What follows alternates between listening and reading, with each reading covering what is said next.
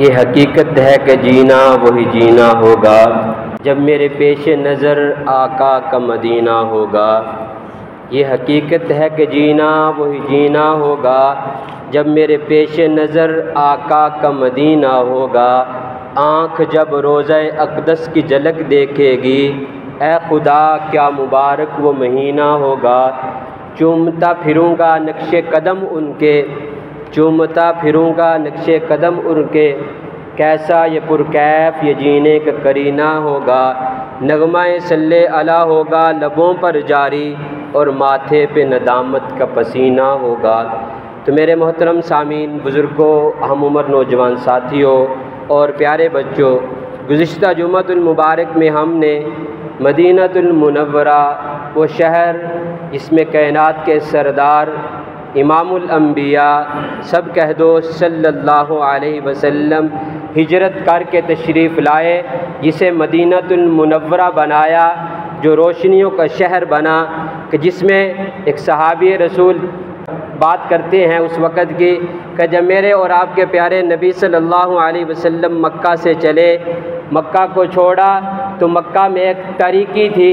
ایک تاریکی چھائی ہوئی تھی، اندھیرا چھایا ہوا تھا۔ جب میرے اور آپ کے پیارے نبی صلی اللہ علیہ وسلم مدینہ میں پہنچتے ہیں تو مدینہ میں ایک روشنی پھیل جاتی ہے، تو اس لیے تو مدینہ کو مدینہ المنورہ بولا جاتا ہے۔ تو گزشتہ جمعہ ہم نے مدینہ المنورہ کی کچھ باتیں کی تھی، اور ہماری بات چلتی ہوئی مسجد نبوی کے ستونوں کے بارے میں بات ہو رہی تھی کہ مسجد نبوی وہ جگہ ہے کہ جس جگہ پہ 40 نمازیں پڑھنے کی وجہ سے ترتیب کے ساتھ جس آدمی نے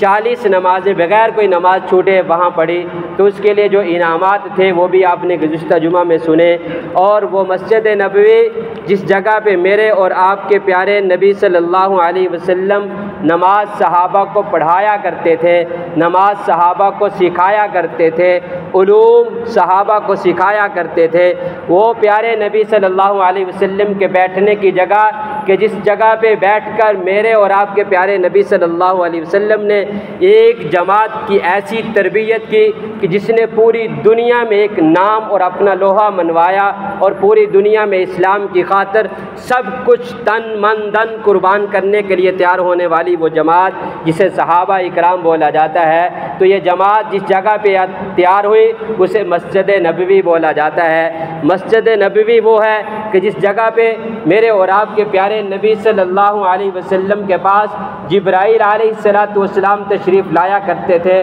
قرآن لے کر آیا کرتے تھے۔ جبرائیل علیہ السلام مسجد نبوی میں تشریف لایا کرتے تھے، پیارے نبی صلی اللہ علیہ وسلم کو تسلیاں دینے کے لیے آیا کرتے تھے۔ یہ وہ جگہ ہے کہ جس جگہ پر میرے اور آپ کے پیارے نبی صلی اللہ علیہ وسلم نے بیٹھ کر صحابہ کی کمان کی ہے، صحابہ کو تیار کیا ہے، صحابہ کو ایسا مجاہد بنایا ہے کہ جنہوں نے پوری دنیا کو، دنیا کفر کو زیر کیا ہے، کبھی غزوہ بدر میں، کبھی غزوہ احد میں، کبھی غزوہ خندق میں، کبھی غزوہ تبوک میں، کبھی غزوہ بنو قریظہ میں۔ تو یہ میرے اور آپ کے پیارے نبی صلی اللہ علیہ وسلم کا سمجھیے معسکر بھی ہے، مرکز بھی ہے، مسجد بھی ہے اور بیٹھنے کی جگہ بھی ہے۔ تو یہ وہ جگہ ہے جس کا ہم تذکرہ کر رہے تھے، وہ مسجد نبوی، کہ جس میں 8 ستونوں پر اس وقت جو مسجد محیط تھی اس کی باتیں ہم کر رہے تھے۔ ان ستونوں کے پاس کھڑے ہو کر عبادت کرنا، ان ستونوں کے پاس بیٹھ کر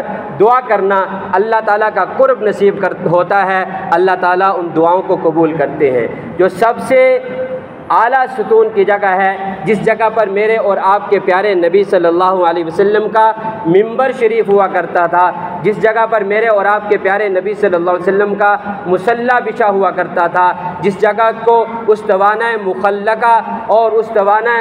حنانہ بولا جاتا ہے، یہ وہ جگہ تھی جو پچھلے جمعے ہم نے سنا کہ استوانہ حنانہ جو ہے وہ جگہ ہے کہ جس جگہ پر پہلے ایک کھجور کے تنے کو منبر بنایا گیا تھا، جس کے پاس پیارے نبی صلی اللہ علیہ وسلم خطبہ ارشاد فرمایا کرتے تھے۔ یہ وہ جگہ ہے کہ جس جگہ پر میرے اور آپ کے پیارے نبی صلی اللہ علیہ وسلم کا منبر تھا۔ دوسرا ستون کون سا ہے؟ استوانہ عائشہ۔ استوانہ عائشہ اسی ستون کو استوانہ القرعہ بھی بولا جاتا ہے، استوانہ عائشہ اس کو کیوں بولا جاتا ہے کہ اماں عائشہ صدیقہ رضی اللہ تعالی عنہ نے حضرت عبداللہ ابن زبیر رضی اللہ تعالی عنہ کے سامنے یا اور صحابہ کے سامنے یہ کہا کہ مسجد نبوی میں ایک ایسی جگہ ہے اگر اس کا صحابہ کو آپ کو پتہ چل جائے آپ اس پر بیٹھنے کے لیے کوڑا ڈالیں تو صحابہ نے عرض کیا اماں جان بتلائیے نا ہمیں وہ کون سی جگہ ہے، تو اماں جان نے خاموشی اختیار کی۔ پھر دوبارہ کسی مجلس میں حضرت عبداللہ بن زبیر رضی اللہ تعالی عنہ نے دوبارہ درخواست کی کہ اماں جان وہ جگہ تو بتلائیے وہ کون سی جگہ ہے۔ میرے اور آپ کے پیارے اماں جان اماں عائشہ صدیقہ رضی اللہ تعالی عنہ نے فرمایا استوانہ المہاجرین ہے۔ استوانہ مہاجرین بھی اسے بولا جاتا ہے، اسی ستون کو استوانہ عائشہ حضرت عائشہ رضی اللہ تعالی عنہ کی نشاندہی کی وجہ سے استوانہ عائشہ بولا جاتا ہے، اور استوانہ القرى اس لیے بولا جاتا ہے یہ اتنی معزز جگہ ہے۔ یہ معزز کیوں ہے کہ صحابہ جب ہجرت کر کے آئے میرے اور آپ کے پیارے نبی صلی اللہ علیہ وسلم کے انتظار میں صحابہ مہاجرین کی جو بیٹھنے کی جگہ تھی وہ استوانہ عائشہ یا استوانہ مہاجرین، یہ جو جگہ تھی، یہ جو ستون والی جگہ تھی، اس جگہ پہ مہاجرین جمع ہوا کرتے تھے۔ مہاجرین صحابہ جو مکہ سے مدینہ ہجرت کر کے آئے تھے پیارے نبی صلی اللہ علیہ وسلم کے پاس بیٹھا کرتے تھے اور وہاں بیٹھ کر اپنی مشاورت بھی کیا کرتے تھے۔ تو اس لیے اس جگہ کو کیا فرمایا عائشہ صدیقہ رضی اللہ تعالی عنہ نے کیا بتلایا کہ یہ جگہ اتنی بابرکت ہے کہ اس پر بیٹھنے کے لیے تم آپس میں کوڑا ڈالو، تو اس لیے اس کے تینوں نام ہوئے۔ ایک نام استوانہ عائشہ، حضرت عائشہ رضی اللہ تعالی عنہا نے نشاندہی کی، اور اس کا اصل نام پہلے جو مشہور تھا استوانہ المہاجرین تھا کہ مہاجرین کے بیٹھنے کی جگہ۔ تیسری چیز استوانہ القرى اسے کیوں بولا جاتا ہے کہ صحابہ میں آپس میں کوڑا ڈال کر بیٹھنے کا یہ شوق پیدا ہو۔ تو یہ دوسرا ستون تھا۔ اب تیسرا ستون استوانہ التوبہ، یہ ستون جو ہے یہ ستون استوانہ ابو لبابہ بھی بولا جاتا ہے۔ اسے استوانہ توبہ کیوں بولا جاتا ہے؟ بنو قریظہ کے خلاف میرے اور آپ کے پیارے نبی صلی اللہ علیہ وسلم جنگ کے لیے نکلے۔ بنو قریظہ میں یہود رہتے تھے، یہود اس قدر مجبور ہو چکے تھے کہ اپنے ہتھیار ڈال چکے تھے۔ تو کیونکہ پہلے اکٹھے رہتے تھے مدینہ میں، یہودی بھی رہتے تھے اور مدینہ کے رہنے والے پہلے جو لوگ تھے وہ بھی رہتے تھے جو بعد میں مسلمان ہو گئے، اور یہودی یہاں سے نکال دیے گئے، بنو قریظہ میں چلے گئے، پھر وہاں سے بھی نکالے گئے۔ پیارے نبی صلی اللہ علیہ وسلم بنو قریظہ کے خلاف جہاد کر رہے ہیں، بنو قریظہ اس قدر مجبور ہو گئے کہ اپنے ہتھیار ڈال دیے۔ بڑے بڑے قلعوں والے تھے، بڑی جگہ یعنی کہ مالدار لوگ تھے۔ تو پیارے نبی صلی اللہ علیہ وسلم کے مخالف آنے سے جب انہوں نے ہتھیار ڈالے تو حضرت ابو لبابہ جو پکے اور سچے صحابی ہیں، ان کا ان کے ساتھ تعلق تھا، یہ ان کے پاس گئے تو انہوں نے ان کو بلایا، یہ ان کے پاس پہنچے۔ وہ جب یہ حضرت ابو لبابہ جب پہنچے تو انہوں نے رونا دھونا شروع کر دیا۔ ان کے رونے دھونے کا مکر تھا کہ ہم معلوم کریں کہ ہمارے خلاف یا پیارے نبی صلی اللہ علیہ وسلم کے بارے میں یہ ہمارا دوست ہے کیا رویہ رکھتا ہے، کیا خیال رکھتا ہے، کیا سوچ رکھتا ہے۔ تو جب یہ یہودیوں نے رونا پیٹنا شروع کیا، ایک تعلق تھا پہلے کا جس کی وجہ سے کچھ ان کی طرف مائل ہوئے۔ یہ صحابی حضرت ابو لبابہ جو ہیں جب مائل ہوئے تو کہا کہ کیونکہ انہوں نے یہودیوں کا یہ خیال تھا، دل میں یہ خیال تھا، انہوں نے کہا ہم تو چاہتے ہیں کہ نعوذ باللہ پیارے نبی صلی اللہ علیہ وسلم کو قتل کر دیا جائے، محمد کو قتل کر دیا جائے۔ تو انہوں نے بھی اشارتاً یعنی کہ اپنی گردن کی طرف اشارہ کیا کہ ایسے ہی یہ اشارہ کرنا تھا ان کا۔ فوراً انہیں دل میں خیال آیا یہ تو میں نے بہت بڑی غلطی کر لی۔ کسی صحابی نے نہیں دیکھا، اللہ کے نبی صلی اللہ علیہ وسلم کو ابھی تک اطلاع نہیں ملی، وہی نہیں اتری، یہ غلطی کا احساس ہوا۔ فوراً جب واپس مدینہ میں پہنچے تو پیارے نبی صلی اللہ علیہ وسلم کو بتلایا نہیں، اور خود ہی اپنی غلطی کا اعتراف کیا چند صحابہ کے سامنے، اور اس ستون کے ساتھ خود کو باندھ لیا کہ جب تک میرا اللہ میری توبہ نہیں قبول کرے گا اس وقت تک میں ادھر سے نہیں جاؤں گا، نہ کھاؤں گا، نہ پیوں گا، کسی کام کے لیے نہیں یہاں سے نکلوں گا۔ تو اپنے آپ کو باندھ لیا۔ پیارے نبی صلی اللہ علیہ وسلم کو پتہ چلا، پیارے نبی صلی اللہ علیہ وسلم نے فرمایا اگر میرے پاس آتے تو میں اس کے لیے استغفار کرتا۔ وَلَوْ أَنَّهُمْ إِذْ ظَلَمُوا أَنفُسَهُمْ کہ اس آیت میں آتا ہے کہ پیارے نبی صلی اللہ علیہ وسلم نے فرمایا اپنی جان پہ ظلم کر لیا پھر بھی میرے پاس آتا تو میں اس کے لیے استغفار کرتا، اللہ تعالیٰ اسے معاف کر دیتے۔ اب اس نے اپنی معافی کا تعلق ڈائریکٹ اللہ تعالیٰ کے ساتھ کر لیا ہے، اب میں نہیں اسے کھول سکتا جب تک اللہ اس کی معافی کا اعلان نہیں کرے گا۔ تو کہتے ہیں کہ کافی دن گزر گئے، اپنے آپ کو وہاں سے ہلایا نہیں، کمزور ہو گئے، یہاں تک کہ کہتے سننا بھی کم ہو گیا، دکھنا بھی کم ہو گیا، لیکن اپنے آپ کو کھولا نہیں۔ حضرت پیارے نبی صلی اللہ علیہ وسلم حضرت ام سلمہ رضی اللہ تعالی عنہا کے گھر میں سے صبح تہجد کی نماز کا وقت ہے تو وحی آئی، وَآخَرُونَ اعْتَرَفُوا بِذُنُوبِهِمْ کہ یہ وحی اتری تو پیارے نبی صلی اللہ علیہ وسلم نے صحابی کو کسی کو پیغام دیا کہ جاؤ انہیں کہو کہ خود کو کھول لیں، آپ کی معافی کا اعلان ہو گیا۔ پھر کہا کہ میں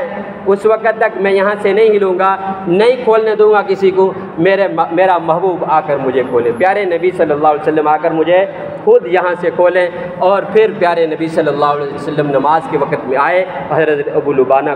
لبابہ رضی اللہ تعالی عنہ کو کھولا گیا۔ تو یہ صحابہ ہے، اسی واقعے کے ساتھ حضرت ابو لبابہ کی نسبت کے ساتھ یہ بھی لکھا ہے کہ غزوہ تبوک میں کچھ صحابہ پیچھے رہ گئے تھے، وہ غزوہ بہت سخت تھا، 3 صحابہ پیچھے رہ گئے تھے، وہ صحابہ کا تذکرہ بھی 11ویں پارے میں موجود ہے۔ ان صحابہ کے بارے میں بھی اللہ تعالیٰ نے خود برات کا اعلان کیا تھا، اللہ تعالیٰ نے خود معافی کا اعلان کیا تھا، اور ان کی محبت کا بھی عجیب لیول تھا، عجیب پیار تھا، عجیب پیارے نبی صلی اللہ علیہ وسلم کے لیے محبت تھی، اور سختیاں بھی بہت برداشت کی۔ یہ انشاءاللہ پھر کسی نشست میں ان صحابہ کا تذکرہ بھی کریں گے۔ تو اس واقعے کو اس کے ساتھ بھی جوڑا جاتا ہے، وہ بنو قریظہ والا واقعہ ہو یا غزوہ تبوک والا واقعہ ہو، بہرحال حضرت ابو لبابہ رضی اللہ تعالی عنہ نے خود کو باندھا، اللہ تعالیٰ نے معافی کا اعلان کیا، پھر اپنے آپ کو پیارے نبی صلی اللہ علیہ وسلم کے ہاتھوں سے کھلوایا، پیارے نبی صلی اللہ علیہ وسلم نے کھول دیا۔ یہ تیسرا ستون تھا۔ اس کے پاس بھی توبہ اور دعا کی قبولیت کے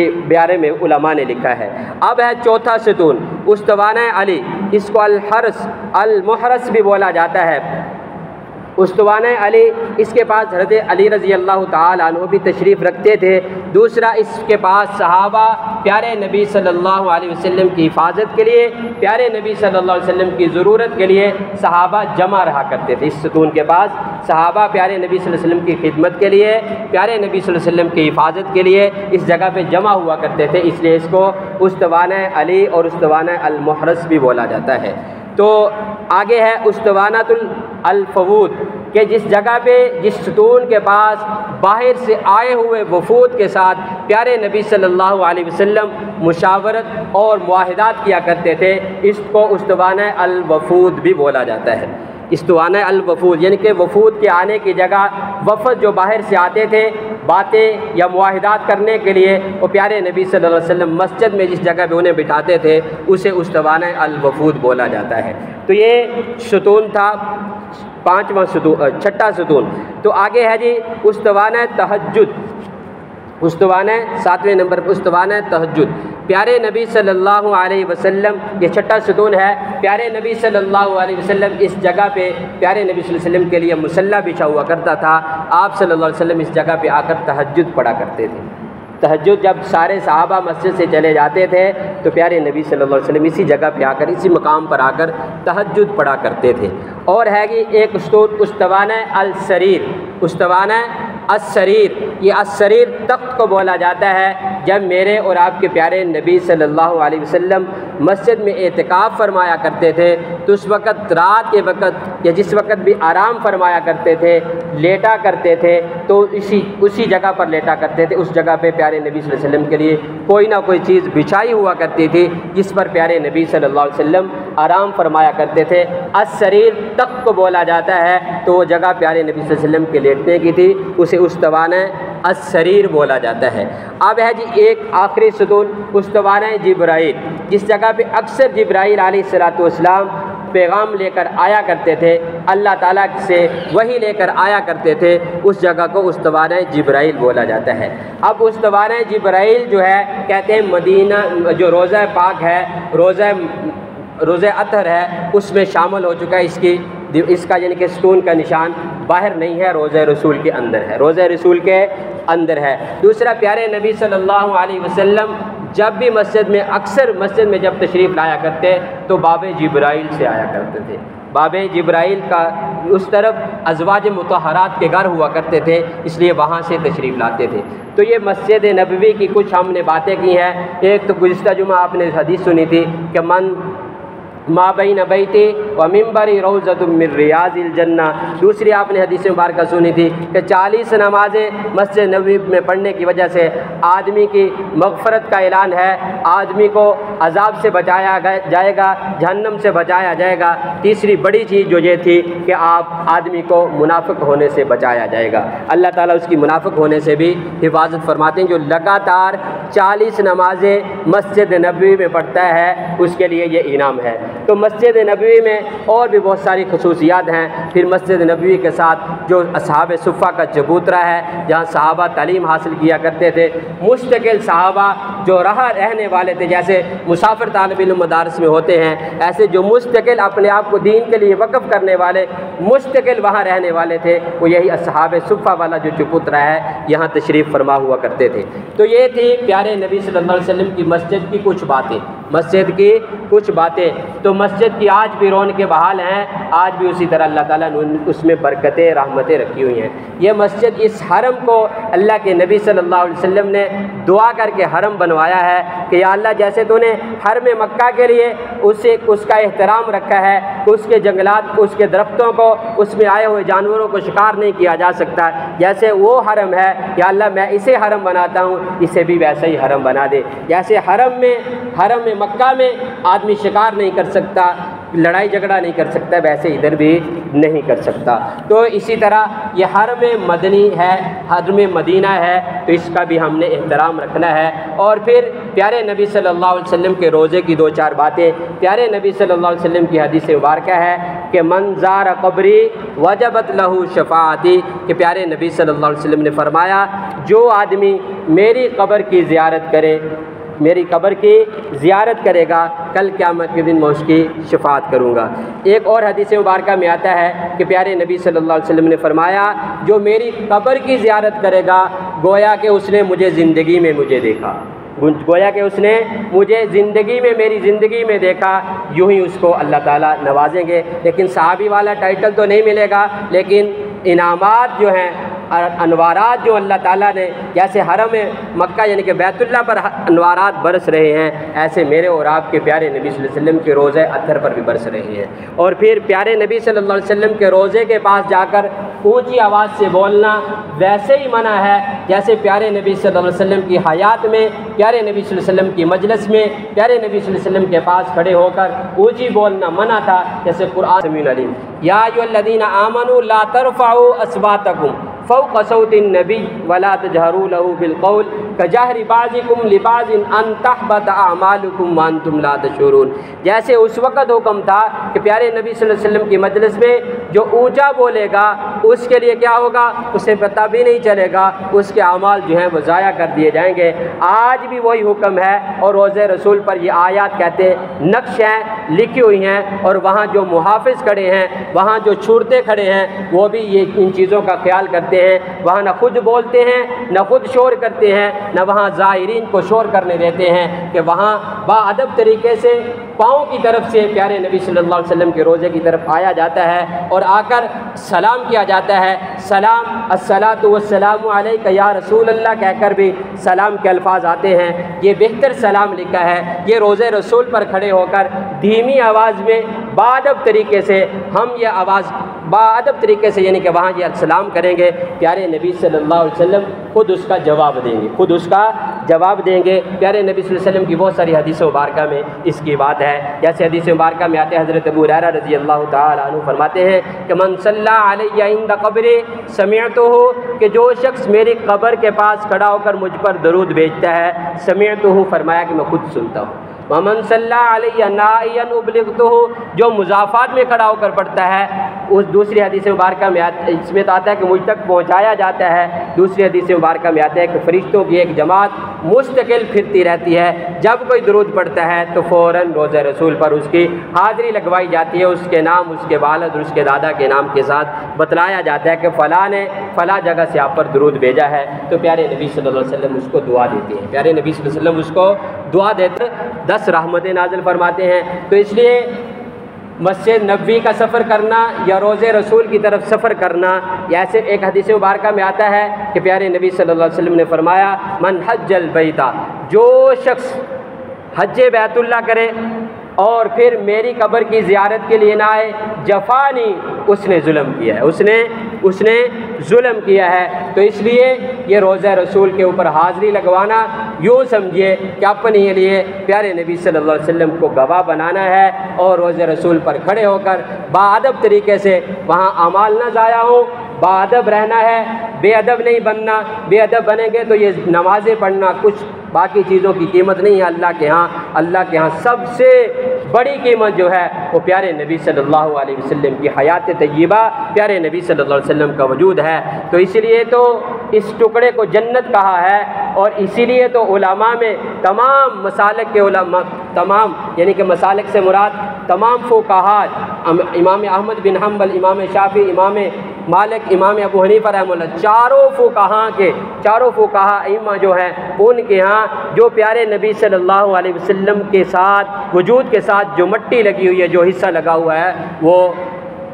بیت اللہ سے محترم ہے، بیت اللہ سے زیادہ عزت و افضل ہے۔ تو اس لیے ہم پیارے نبی صلی اللہ علیہ وسلم کے روضے پہ پہنچے تو باادب طریقے سے علماء سے سن کر پوچھ کر اور پھر وہاں رہے۔ ایک عاشق کا وہاں کا ایک منظر لکھا ہوا ہے کتابوں میں، مولانا حسین احمد مدنی رحمۃ اللہ علیہ بر صغیر کے رہنے والے ہیں، وہاں تقریباً 17 سال تک تقریباً روضہ رسول کے پاس بیٹھ کر پیارے نبی صلی اللہ علیہ وسلم کی حدیث مبارکہ پڑھائی ہے۔ پھر کچھ فتنوں کی وجہ سے بر صغیر میں کچھ ضرورت پیش آئی تو پھر وہاں سے سفر کرتے ہیں، مجبوراً لوگوں کے اصرار پر وہاں سے جب نکلتے ہیں تو روضہ رسول کو مخاطب کر کے اپنے عشق کا اظہار کرتے ہیں۔ انہی الفاظ پر ہم بھی بات ختم کرتے ہیں۔ انہوں نے کیا جو خوب جملے کہے، روضہ رسول کو مخاطب کر کے کہا چمکتا رہے تیرے روضے کا منظر، دمکتا رہے تیرے روضے کا منظر، سلامت رہے تیرے روضے کی جالی، ہمیں بھی عطا ہو وہ شوق ابو ذر، ہمیں بھی عطا ہو وہ جذبہ بلالی۔ تو اس لیے اللہ تعالی ہمیں بھی صحابہ کی طرح پیارے نبی صلی اللہ علیہ وسلم کے ساتھ محبت کرنے والا بنائے، اور اللہ تعالی ہم سب کو عمرہ اور حج بھی نصیب فرمائے، اور پیارے نبی صلی اللہ علیہ وسلم کے روضے پر حاضری دینا، اور پیارے نبی صلی اللہ علیہ وسلم کی مسجد میں جس میں میرے اور آپ کے پیارے نبی صلی اللہ علیہ وسلم امامت فرماتے رہے، صحابہ کی تربیت کرتے رہے، اس جگہ میں جا کر اللہ تعالی ہمیں بھی نمازیں پڑھنے کی توفیق عطا فرمائے، اللہ تعالی ہمیں بھی وہ دین دکھائے۔ وآخر دعوانا ان الحمد للہ رب العالمین۔ سنت